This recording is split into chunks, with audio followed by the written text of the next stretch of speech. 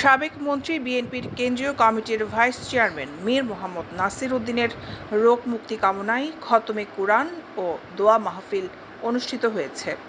সোমবার ২৩ সেপ্টেম্বর বাদে আসর ওনার নিজ বাড়ি পৌরসভার ৮ নং ওয়ার্ড মীরের খিল এলাকাবাসীর উদ্যোগে মীরবাড়ি জামে মসজিদ প্রাঙ্গণে এই খতমে কোরআন ও দোয়া মাহফিল অনুষ্ঠিত হয়। মাহফিলে অত্র এলাকার কাউন্সিলর, পৌর বিএনপির সি যুগ্ম আহ্বায়ক এম এ শকুর, উপজেলা যুবদলের সদস্য সচিব মোহাম্মদ নুরুল কবির তালুকদার, উত্তর জেলা স্বেচ্ছাসেবক দলের যুগ্ম আহ্বায়ক এরশাদ মির্জা, ৮ নং ওয়ার্ড বিএনপির সভাপতি কামাল চৌধুরী, সাধারণ সম্পাদক মোহাম্মদ হাসান, পৌর যুবদল নেতা গিয়াস উদ্দিন এবং মাহমুদ উল্লাহ, সাইফুল ইসলাম, মামুন, সোহেল, খোকন, পৌর স্বেচ্ছাসেবক দলের যুগ্ম আহ্বায়ক মুন্না, শহীদুল করিম, ৮ নং ওয়ার্ড যুবদলের সভাপতি লোকমান, নিজাম, জিসান, আরাফাত উপস্থিত ছিলেন। দোয়া মাহফিলের মহান আল্লাহর দরবারে মীর মোহাম্মদ নাসির উদ্দিনের রোগ মুক্তির জন্য এবং পরিবারের যারা ইন্তেকাল করেছেন তাদের সবার রুহের মাগফিরাত কামনা করে দোয়া মোনাজাত পরিচালনা করেন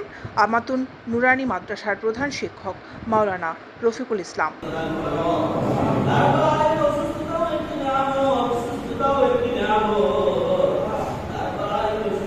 দৈনিক আজাদী নিউজ ডেস্ক।